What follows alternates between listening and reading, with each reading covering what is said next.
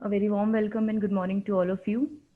Thank you for participating in today's session. My name is Urvashi Mehta, and today we have with us Mr. Prateek Mittal, Partner Assurance.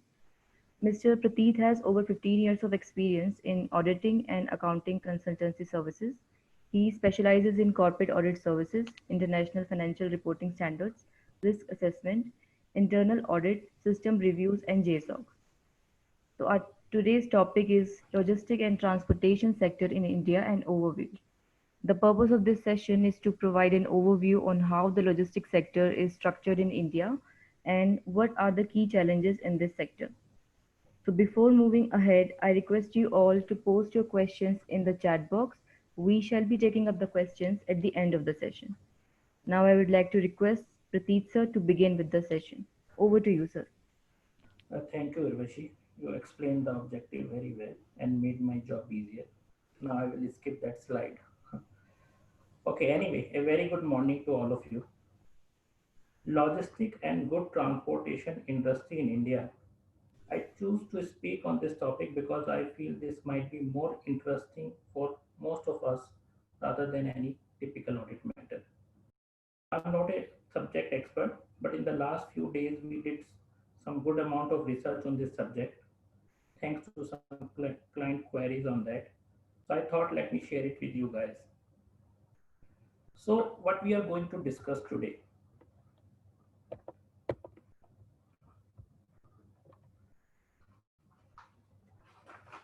We will discuss what is logistic companies all about and what activities they do. Who are the big Indian players in this sector?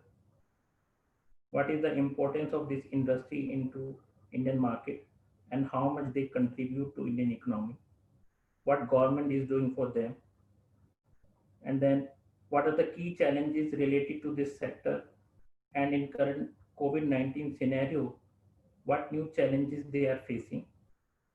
And in the last, we will discuss what these companies shall do to survive at this difficult time. The feedback that it's the same. So if you can speak a little louder, that might help. Okay.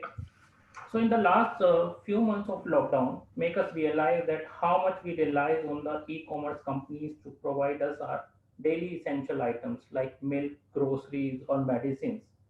But the fact we never realize is that how much these e-commerce companies are dependent on logistic and transportation companies to ensure that the delivery of these items are at a right place at a right time and each and every time.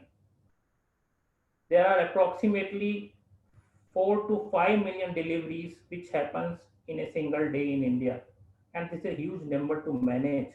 And without logistic company support, it is almost impossible for these e-commerce companies to run their business. And why only e-commerce companies? Even manufacturing companies or other industries are also hugely dependent on the logistic companies for delivery of their goods from one place to another. So the point here is that this sector is the backbone of our economy, but this fact never came into the focus because it is largely an unorganized or unregulated sector. And there are many small players who are running their business on a small scales without any proper structure. We will discuss this aspect in detail in our later slides, but before that, let's just discuss what the logistic company means and what they do. Basically, the logistic world was originally associated with military. In 1950s, at the time of war, supplying the troops, equipment, and supplying the and other supplies was a logistic function. But since then, this evolved and now being used mainly for the goods transportation and supply chain management companies. So what is logistic? Logistic means a process where you can plan, control, and implement the procedures for the effective and efficient storage and transportation of goods between the point of origin to the point of consumption. Means the transfer of goods from one place to other, and these companies work as a link between consumer and manufacturer or dealer. Some logistic companies are also handle supply chain functions, for example, inventory management, warehousing of the products, material handling, or packaging of the goods. but it totally depends what their client logistical needs, and accordingly they customize the services. So what is the key function of these logistic companies? Let's see.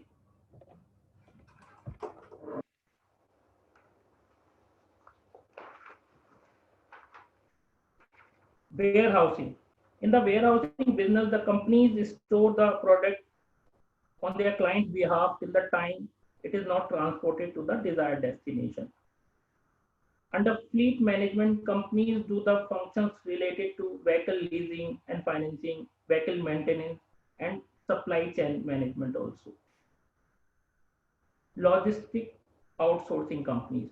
You can also call them 3PL, that's third party logistic companies, where the company uses outsourcing companies to manage their entire supply chain management function. In India, Mahindra Logistics is one of the largest third party logistic companies. Then transportation. This is the most common activity for a logistic company where they carry the goods from one place to other. And then few companies are also providing services related to packaging of goods and material handling to keep the goods safe and avoid any sort of breakage and spillage. Apart from that, there are few other activities also which logistic company do. For example, transit insurance, preparation of transport documentation, or vendor management. But all those are ancillary activities and very few companies are into it.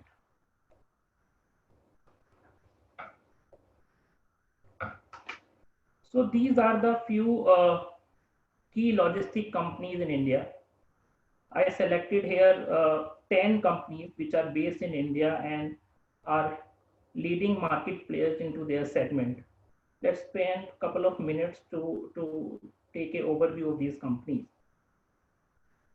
Container Corporation of India, it is a public sector undertaking and India's largest logistic company into rail container business. They are having approximately 70% market share of container business, and it is also India's biggest logistic company in terms of turnover and market capitalization. Alcargo is India's second largest company in terms of turnover.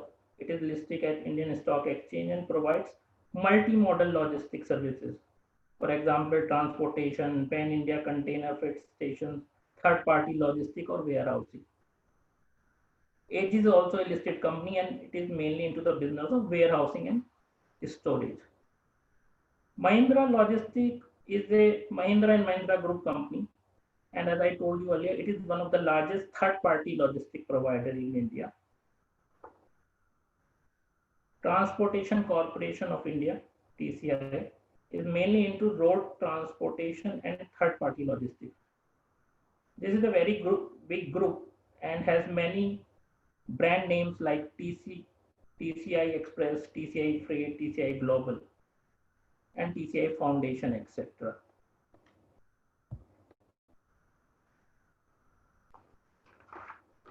VRL Logistics is also mainly into road transportation with focus on less than truckload operations, means shipping services for relatively small loads, trucks. TCI Express is a leading surface express company in India and having almost 5% market share into B2B business. They provide delivery of courier via road. And in the same field, you might have heard Blue Dart, that is the largest company in air express, means air shipping business. Gateway Distripark Limited is a listed company based in Mumbai and leading player in the rail freight business. Future Supply Chain Solution is more a supply chain company which caters to corporate in the field of food, apparel, footwear, furniture, electronics, or even automotives. And then in last, Adani Logistics Limited is an Adani Group company and provide pan-India end-to-end logistics companies. So these are the few big Indian market players in logistics sector. how they stand in terms of turnover and market capitalization. So as clearly visible, Container Corporation is the largest in terms of turnover as well as market cap, followed by Alcargo and Aegis. But one thing is clearly visible: the government companies is far ahead at this point of time in market capitalization compared to private players. Okay, so let's go ahead. Sorry.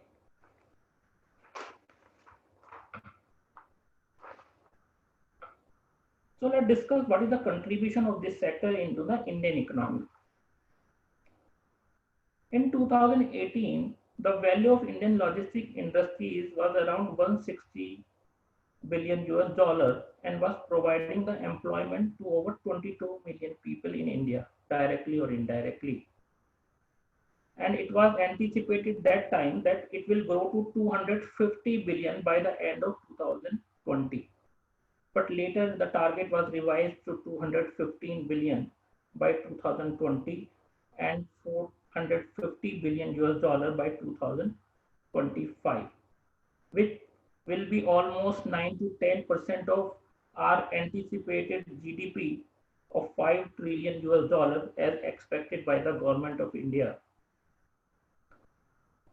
Regarding logistic performance index of World Bank, Indian logistic industries was ranked 35th in 2016 compared to earlier rank of 54th in 2014. This was a massive moment from India's point of view. But then in 2018, it was again slipped to 44th rank. Now again in 2019, Indian logistic industries has been officially announced as the most promising industry with the highest future expected growth. So this is the outlook.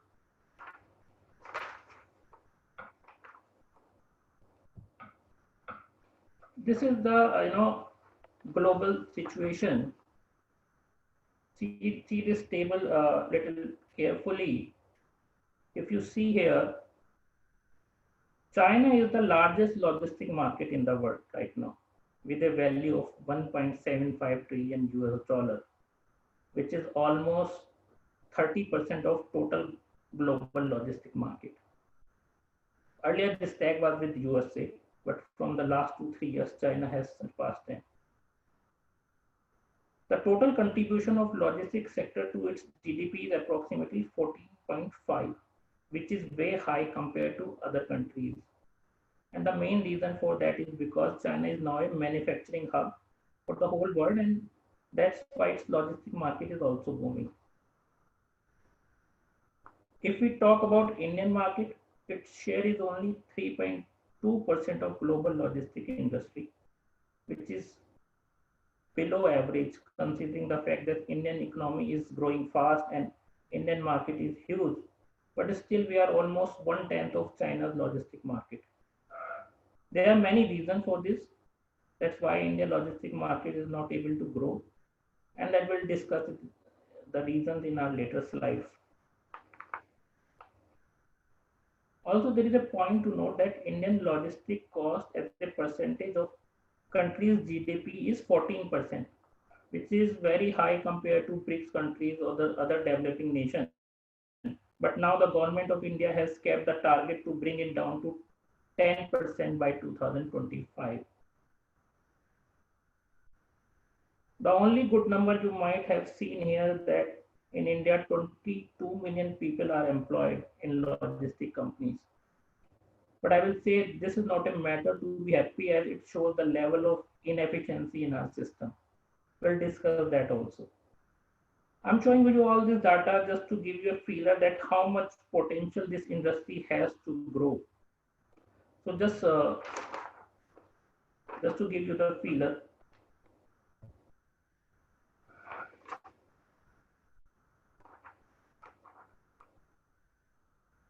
Okay, so just see this chart, and then you will realize in India 60%, 60, even 65% 75% of movement of goods is via roads and only 25% is by railways and 10% by other modes like sea or air shipping. If you see, I have highlighted one line here which says road transport is less efficient than railways. So now the question here is, if the road transport is less efficient, then why we are still using the road transport for 65% of total movement of goods? Just keep this question park for the time being. We'll discuss in my later. You will get the answer in my later slides.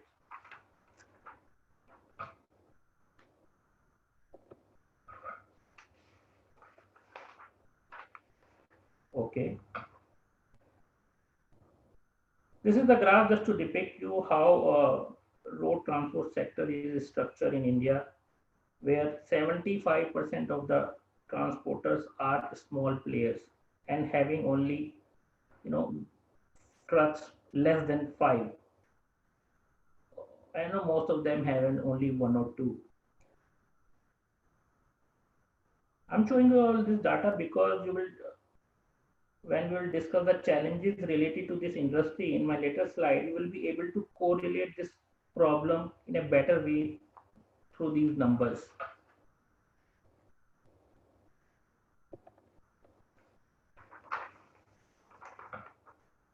Okay, so why logistic industry is important to India? Though we already discussed some of the reasons, but let me explain 2 critical points here. Now, firstly, that the logistic is one of the most important basic industry for any economic growth because it manages the flow of products from one place to other. All other countries are completely dependent on it. Basically, all other industries are completely dependent on it, and the strength of our logistics sector will determine the pace of future growth of our country's economy. In this industry, if we do not see any growth as expected, then believe me, the government cannot achieve the target of 5 trillion economy as they set for themselves in 2025. And secondly, now India is planning to be the global manufacturing hub. And many other countries now looking forward to India to be an alternate of China. Some overseas companies have already started moving their manufacturing facility in India with a purpose to cater the Indian domestic market and as well as export market. This is because the manufacturing cost is cheaper in India. But you cannot say the same thing about in logistic sector as the cost is way too high compared to other countries. So it is important for the government to focus on this aspect if India needs to get a tag of global manufacturing hub.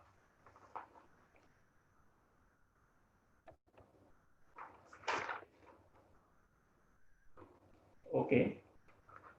So these are the, now the question is, if it is such an important sector, what government is doing for them?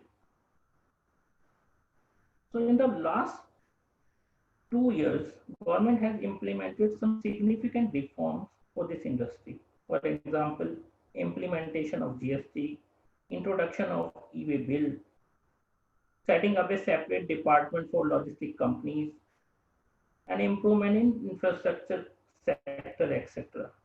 The purpose of the government is clear now. They are now pushing hard to increase in efficiency level in this sector and provide advantage to end-to-end logistic players so that they can cope with the pace of the growth of the Indian economy. Now let's discuss these initiatives in little more detail. Implementation of GST.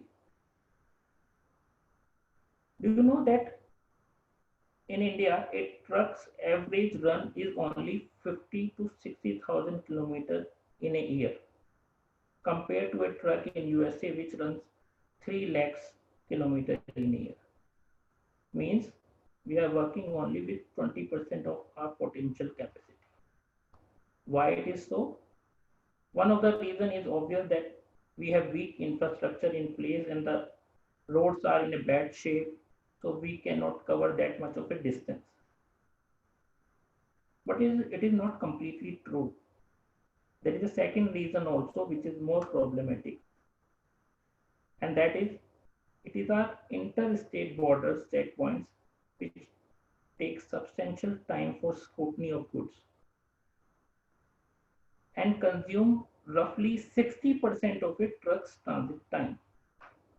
So basically, borders and compliance takes 60% of our transit time. And but now after the implementation of GST, as per the reports, around 18 to 20% time will be now cut short. The other benefit of GST is that it will bring unorganized player into the tax structure. Till now, only unregulated companies till now some unregulated companies were evading tax, which generated a pricing gap between unorganized and organized players. Now GST will have to bring this gap. Then it will also impact on our warehousing facilities. Earlier, before GST, companies used to have warehouse in different states to avail tax benefits. But now with GST, the number of warehouses has already started to fall because now there is no benefit of having multiple warehouses. As per a recent study by a company called Knight Frank, warehouse consolidation has reduced inventory level by 30% compared to our pre-GST implementation. So companies have started now reducing their inventory level and will ultimately improve their cash flows.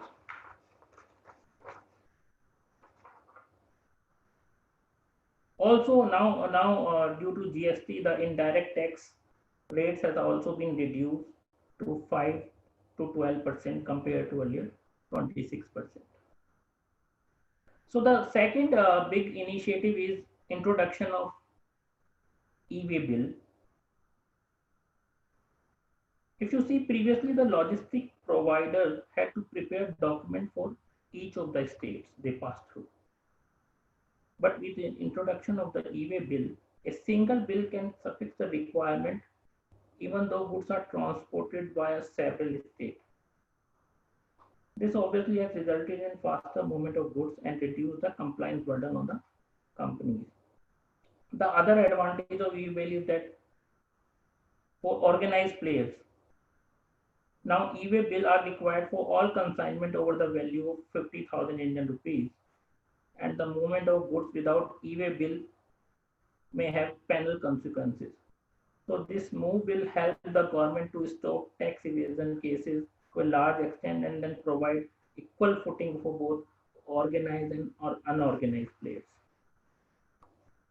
The third incentive is related to grant of infrastructure status, where government is working on many fronts to attract more investment into transport and logistics sector. So in November 2017, the government has made Made in India project and granted infrastructure status to logistic companies and covered companies cold storage facilities and warehouse facilities in this category. The reason of this move was to reduce the overall logistic cost as a percentage of goods and make goods more competitive in Indian market. The benefit of providing infrastructure status to these companies will be that now these companies can avail competitive lending rates, will get longer maturity period to repay the loans, and can also enjoy the benefit of enhanced loan limits and also have the now accessibility to the external commercial borrowing. Then establishment of a logistic division under Department of Commerce. In July 2017, a separate department was established for logistic companies, which is headed by a secretary level officer. And the focus of this department was to integrate integrated the development of the complete logistics sector, and they have also been given the target to cut the overall logistic costs in India. In addition to that, government has also set up a national logistic portal for ease of transportation of goods across the country. This portal is planned to facilitate the development of logistic e-market, which will help to connect buyer with logistic service providers and all government agencies. This portal will also help single window certification by all the government authorities. So that is the objective of the government ultimately. And the last point is here is investment and large scale plans. So government is now investing heavily to improve the overall infrastructure and this sector. And in that direction, they started some big infrastructure project like Sagarmala project, Udan scheme, and Bharatmala Pariyojana. Under Sagarmala project, government is now modernizing all the Indian ports, and in Bharatmala Pariyojana, there is an ongoing construction of approximately 80,000 kilometer new highways in India. And in Udan scheme, airport development work is going on, which the government also called regional connectivity scheme, where the tagline has been given by the government as let every man common citizen of country fly. So these are the some big projects which is running by the government, though it will take time to implement these, but it will eventually create a more robust environment for the logistic companies. Okay. This is a published news item related to future outlook as announced by government time to time. Let's quickly see these. So the first point is related to the port capacity is expected to grow by 5 to 6% by 2022. Railway is expected now to increase its freight tariff by 3 times from the current level in the next 10 years. And airports are also expected to increase freight tariff to 17 million metric tons by 2040 compared to existing capacity of only 3.5 million metric tons.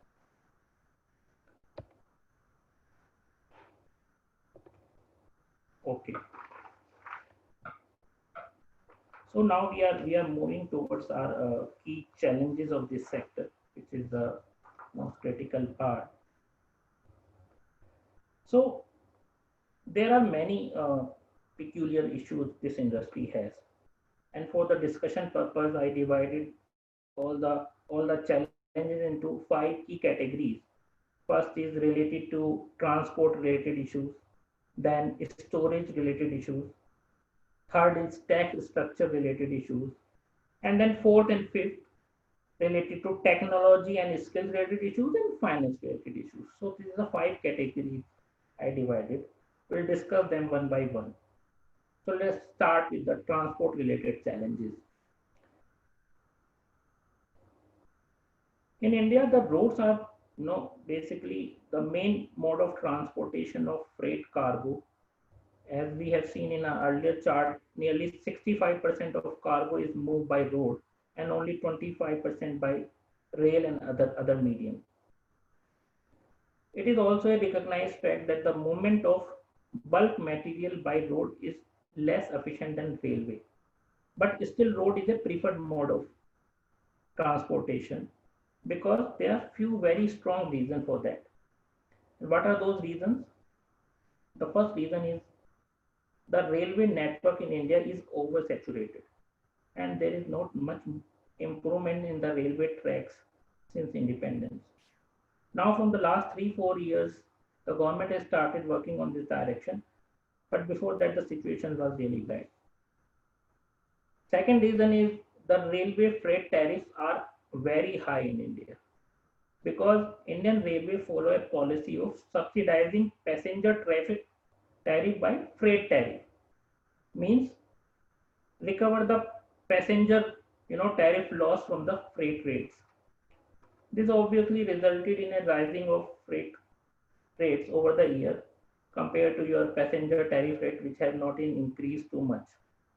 The ultimate result is that Indian rail freight now is one of the highest in the world. So railway is not a cheaper mode of transportation in India. The third reason is that the transit times are longer and uncertain in the railway sector. A freight train takes approximately 6 to 8 days to cover a journey of 2,000 kilometers, while the same distances you can cover by a road transport in 4 to 5 days. Moreover, railway does not provide any guarantee on the transit time. While on road transport, you can control the movement and timing to a certain extent. So these are the few reasons that's why in India rail transportation has not grown in the last many years, and maximum transportation is dependent on the road. But if we talk about road transport now, it also has some challenges. So what are those? Insufficient road network coverage. The freight movement is dependent on national highways in India, and national highways in India is only 3% of total road network. And if you see the traffic movement, it is almost 40% of traffic movements of total traffic on the national highways. So as a result, most of these highways are highly congested and resulting in an extra time to cover the distance. So that is one of the challenge. Second challenge is that road quality is very poor. Though in some cities now it has been improved, but largely it is in a bad shape. As per some of the published reports, motorable road in India is only 10% of total road network in India. So this is one of the issue. Third issue is related to road transportation is high level of fragmentation of trucking industry. Almost, as we discussed earlier, almost 75% of the truck owner in India are small players who are having 1 to 5 trucks only, and due to this there is a fair competition between these various operators, which ultimately lead them to overloading of trucks so that they can at least recover their investments. So this is also an issue. And the last issue related to road, there might be more, but I highlighted the key issues, is the multiple checkpoints, where trucks have to pass many multiple checkpoints in a journey in India, and they used to stop at a state border for payment for toll taxes or RTO inspections. But now with the implementation of e-way bill system, this problem might be controlled to some extent. As of now, there is no such data which can present how much this problem has been reduced, but there is a hope it will be controlled largely. So now let's move to the second set of challenges, which is related to storage. So the first is state of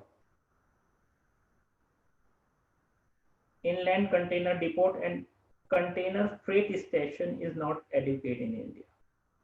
The land required for setting up of these depot and station is not available per se. It is very difficult to find such a proper land for them, and even if you found, getting a clearance from the government is an issue. So as a result, many logistic companies who are having interest in setting up these depot and station eventually fail to do so. Also on the warehousing front, approximately 80 to 85% of warehouse in India are less than 10,000 square feet or less. And and most of these warehouses have issues like leaking, no security systems, or no racking facilities. And major of these warehouses are small, and operator of these warehouses are small or mid-sized entrepreneur with having limited investment capacities. The, the only large warehousing owners are government agencies in this field, and their main focus is only food grain storage. So this is also issue the scarcity of proper warehouse in India. Then cold storage is also in short, you know, shortage of cold storage in India. With cold storage are very important for this industry, because either it is the retail sector or pharmaceutical sector or chemical sector, they require cold storage to store their goods. But as of now, there is a shortage of cold storage here. And as per the recent news, approximately 40% of our Indian food, either it is fruits or vegetable, get wasted due to non-availability of these cold storage facilities. So government need to work in that direction. And the lastly is, you know, multimodal logistic paths yet to take off. This was one of the idea of the government to, start with the multimodal logistic path, but this has never been started. So government has to look in this direction also. Okay. So now the tax structure related challenges. So though we already discussed to some extent this part, and with the implementation of GST and e-way bill system, tax related challenges have been addressed to a large extent, but still there are much to do. The major raw material for the logistics industry is petrol and diesel, and and this petroleum is still out of the purview of GST, and it is a huge cost to the industry. The price of diesel and petrol are getting increased on daily basis and creating an extra pressure on the logistic companies on the cost side. Government is now required to regulate this aspect if they wanted to provide some relief to the logistics sector. Secondly, government decision to shift the entire tax filing system online through the e-way bill or something has made the life difficult for the unorganized sector. And this is a major chunk of the Indian industry, and they are facing now difficulty to comply with the tax requirement. So, and now they are hoping that the government will come out some more hassle-free return filing system. So this is the tax-related issues.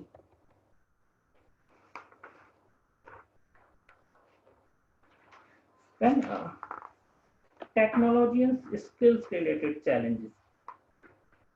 Now, the logistics industry is also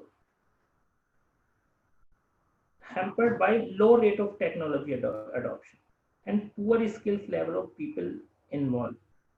On the technology side, the industry now seems to be paying serious attention with use of RFID tags, which we use on the tolls, plus vehicle vehicle tracking technology, and warehouse management system. But the synchronization of the problem is that there is no synchronization between the IT and domain in this sector. So that is required to be resolved. Plus, the the skill level in the logistic industry is required to be upgraded. As of now, there is no special course or training which focus on the logistic industry, and a result to that is that it is not a preferred industry for the new graduates, thereby making hiring of the quality professional staff is difficult in this industry. And this industry required, skills people who have a good knowledge of technology use, driving skills, or have a better understanding about the, this industry. So that is also a challenge here. On the finance side, if you see, the historical fact is that this transportation industry has a very high volume but very low gross margin and net margin. This results in a very large account receivables and account payables in their books of accounts. If customers are slow to pay their invoice, this can quickly present them the challenge for a cash flow perspective. Or if the shipment get delayed or lost, this can also delay in their collection. So that's why transportation business owners always need to maintain aggressive account receivable collection process, so that the client receive the invoice on time plus supporting documents on quick basis, so that the payments are received within time. Any delay in this process will create the cash flow issues for them. Also, many operators are small proprietorship firms and have limited capital. Many of their trucks are constantly running over the country and has a risk of accident or theft cases. There is also high turnover in the truck drivers. So, due to all these reasons, it is challenging for these small players to obtain low cost finance, financing capital, working capital. So generally, they're not able to get the financing.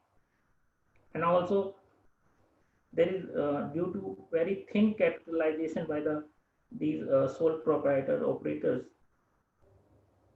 there is always a risk that if one or two loads that do not go as planned or damage on the way, can be devastating for these sole proprietors and can send them into the bankruptcy or out of the business. So that's why it is important that transportation business owners recognize this risk and take measures to limit their exposure in this area. Some of the things that might be done to reduce the risk is regular credit checks. They can do regular credit checks on all vendors, you know, establish the tight credit limit is, so that they no one obtain the extra credit limit is and they receive the payment on time. So these can be done by these to overcome this challenge.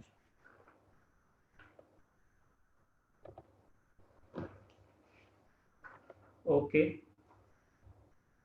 So now, apart from the regular issues, now this industry is also facing some unique challenges due to COVID-19.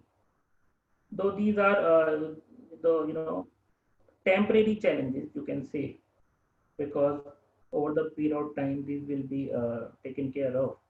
But still, let's discuss what are these challenges in current time.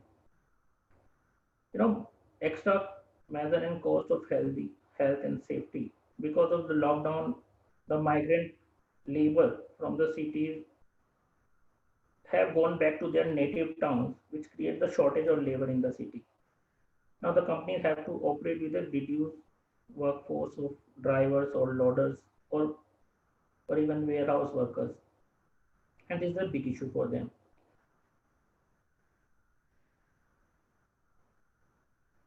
And now companies also need to spend some cost to meet the new health and safety measures and sanitization requirement as enforced by the government, and will have to educate their workers on a new way of working. When the lockdown was enforced, only the transportation of essential goods was permitted.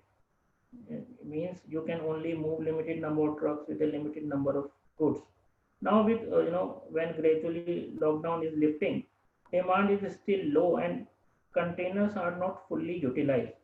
Now in such a case, companies are bound to deliver their orders without fully utilizing the capacity of their trucks, which lead them towards the extra cost. So I think I'm running short of the time, so I will take now 5 minutes to complete it.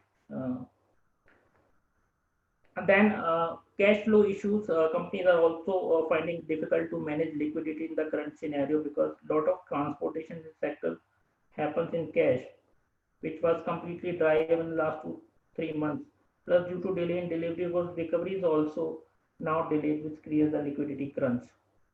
Onerous contract, you know, the if you're earning if you have any contract and you're earning from those contracts is less than your expenditure, so there is a risk that some of your contracts become onerous.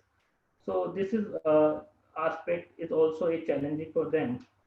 And in the last, delay in delivery and imbalance in demand supply. This is obvious because due to extra checkpoints and checking in the cross border, there are delay in delivery of the items.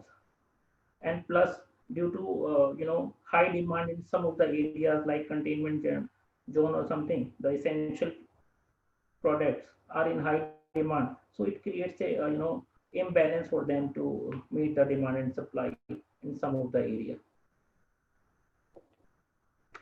So I have now last couple of slides only. So let's discuss what is the way forward. So these are the quick action plan, which immediate steps the companies can take related to immediate implementation of new policy and procedures to protect the health and safety of the employees. They can reskill and retrain the workforce to deal with the new safety norm, and they can also redesign the business processes wherever required. Then I can identify all the available avenues of improving the cash flow, aggressive collection efforts, reassess the cash and reduce the overhead cost by to the extent possible, and optimize the warehouse facilities. Also, for better utilization of resources, transporter can perform a cost benefit analysis and seek third party calibration wherever is possible. Avail the regulatory benefits provided by the government. For example, deferment of GST payment, GST returns or GST payments, and then lower TDS certificate, and then low rate of TDS, or TCS rates by 25% till 31st March 2020 on non-salary payments. So these benefits can be availed. And in the last, they should keep focus on capacity and performance assessment of the network operation to identify the inefficiency and weakness in their company. They can also revisit the contracts entered with the vendors, renegotiate the pricing with them, and add on back-to-back clause in the agreement, so that it will help them to minimize their losses due to the on this contract. These are some of the immediate steps, and then there is the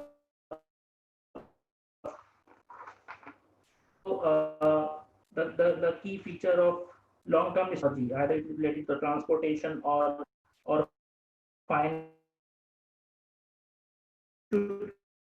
They need to increase the use of technology, which will bring more efficient functions.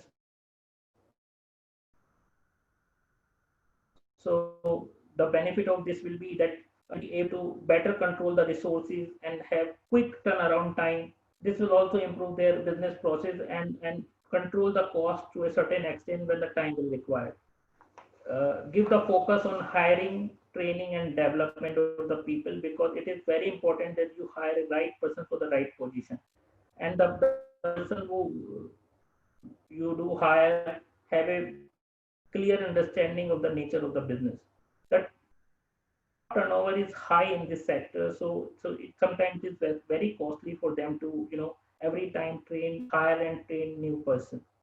So they need to give a focus on this aspect, which will bring efficiency in their business. And the last optimize the resources. This industry also work on a very low margin, and it is critical for the business industry operate as efficiently as possible. You know, so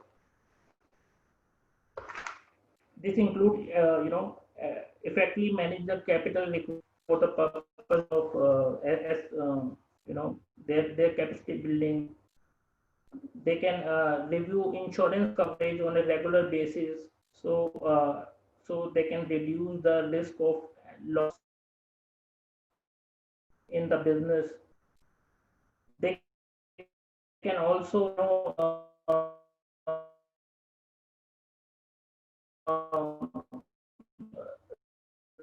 review their rent agreements, and can one of the major costs warehousing rent or something. So insurance or utility to some extent.